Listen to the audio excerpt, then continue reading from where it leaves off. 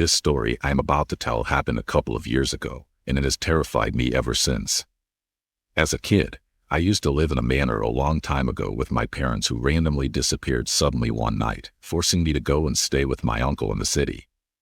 I always felt off whenever I walked into that place, but I just had to go back to the house all these years later to try and figure out what had happened to my parents. What happened to me there has scarred me for the rest of my life. The Old Manor stood at the end of the long, winding road, shrouded in mist and memories.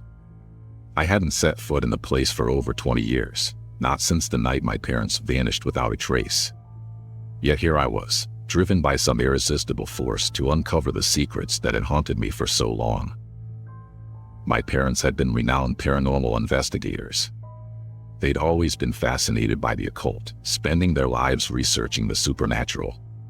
The night they disappeared, they were investigating a series of unexplained phenomena in our home, strange noises, objects moving on their own, and unsettling shadows that seemed to follow us everywhere. As I walked through the grand entrance, the air was thick with the scent of mildew and decay. The house had been abandoned ever since their disappearance, left to rot and fester. I made my way to the library, where they kept their most prized books and artifacts. The room was just as I remembered it, dusty shelves lined with ancient tomes, an old oak desk, and the large, ornate mirror that dominated one wall. My mother had always warned me never to touch the mirror. She claimed it was a portal, a gateway to another realm. I never believed her until that night. As I stood before it, I noticed a faint, ethereal glow emanating from its surface. Hesitating, I reached out and touched the glass. It was cold, unnaturally so, and I felt a shiver run down my spine. The room around me began to warp and twist, the walls bending and the air growing thick.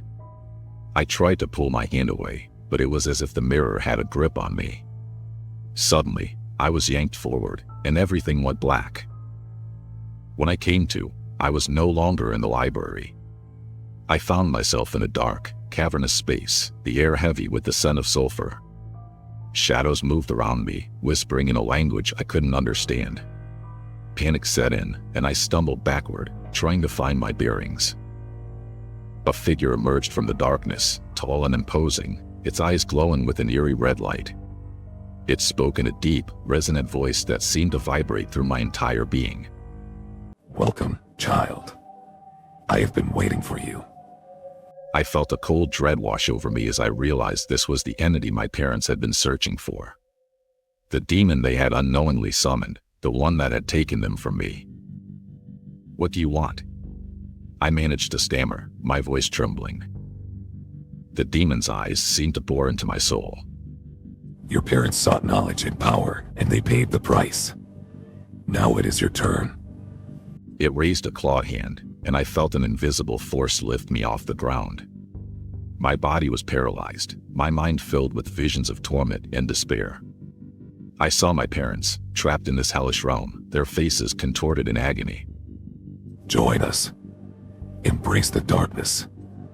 Summoning every ounce of strength I had, I focused on the love I had for my parents, the memories of happier times.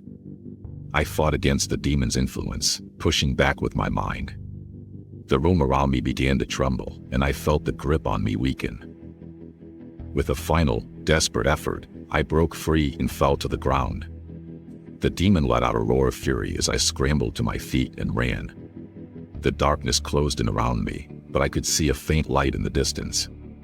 I sprinted towards it, the whispers growing louder and more frantic. I burst through the light and found myself back in the library, gasping for breath. The mirror was shattered, shards of glass scattered across the floor. The house was silent once more, the oppressive presence gone. I knew then that I had only just begun to uncover the truth about my parents' fate and the darkness that had claimed them. But one thing was certain, I would never return to that accursed place. The manor's secrets could remain buried, for I had no desire to confront the horrors that lay within ever again. I never believed in ghosts or demons until one night when me and my friends explored an old farmhouse at the edge of our small town. My friends and I had heard the rumors, of course, how it was haunted by the spirits of a family who had met a gruesome end, but we were skeptics, thrill seekers looking for a good scare. So, one late October evening, we decided to spend the night there. The farmhouse was a decrepit, two-story structure that had been abandoned for decades. Its windows were broken, the wood was rotting, and nature had begun to reclaim it. As we stepped inside, the air was thick with dust and the faint smell of decay. The floorboards creaked ominously under our weight, and the wind howled through the gaps in the walls, creating an eerie symphony of sounds.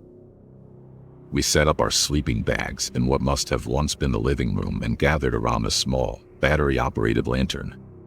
The atmosphere was heavy with anticipation, and we passed the time by sharing ghost stories and daring each other to explore the darker corners of the house. Hours passed, and despite the growing sense of unease, nothing out of the ordinary happened. That changed around midnight. We were sitting in a circle, laughing nervously at a particularly gruesome story, when we heard it, a soft, almost imperceptible whisper. At first, we thought it was just the wind, but the whispers grew louder and more distinct. They seemed to be coming from the old staircase that led to the second floor. Curiosity got the better of us, and we decided to investigate. Armed with our lantern and flashlights, we cautiously ascended the creaking stairs. The whispers intensified, and we could now make out words, though they were spoken in a language none of us recognized. As we reached the top of the stairs, the temperature dropped dramatically, and a sense of dread washed over us. We entered the master bedroom, where the whispers were loudest. The room was in ruins, with peeling wallpaper and a broken bed frame. On an old, dust-covered table, there was a strange relic, a small, ornate box adorned with unfamiliar symbols. As I approached it, I felt a strange compulsion to touch the box. The moment my fingers brushed against it, the whispers ceased, replaced by a deafening silence. Then, the box's surface began to ripple like water. A cold, dark figure emerged from the relic, its eyes burning with a malevolent red light. It was tall and gaunt, its skin stretched tightly over its skeletal frame. The room filled with an overwhelming sense of evil, and I felt paralyzed with fear. The figure spoke, its voice a guttural growl that seemed to come from everywhere at once. You have intruded where you do not belong. My friends and I stood frozen in terror as the entity stepped out of the box, its presence filling the room with a suffocating darkness. It reached out a skeletal hand, and I felt an icy grip around my throat, lifting me off the ground. I struggled to breathe, my vision dimming, but I couldn't break free. In a moment of sheer desperation, one of my friends threw the lantern at the figure. It shattered, and the room was plunged into darkness. The grip on my throat released, and I fell to the floor, gasping for air. The figure let out an ear-piercing scream, and the whispers returned, louder and more chaotic than ever. We bolted down the stairs and out of the farmhouse, not stopping until we were far from its cursed grounds. The whispers followed us, fading only when we reached the safety of the road. We never spoke of that night again, and the farmhouse was left to rot, a monument to the horrors we had encountered. To this day, I can't explain what happened in that house. But I know one thing for certain: some places are best left undisturbed, their secrets buried in the darkness. And if you ever hear whispers in the night, heed my warning, run, and don't look back.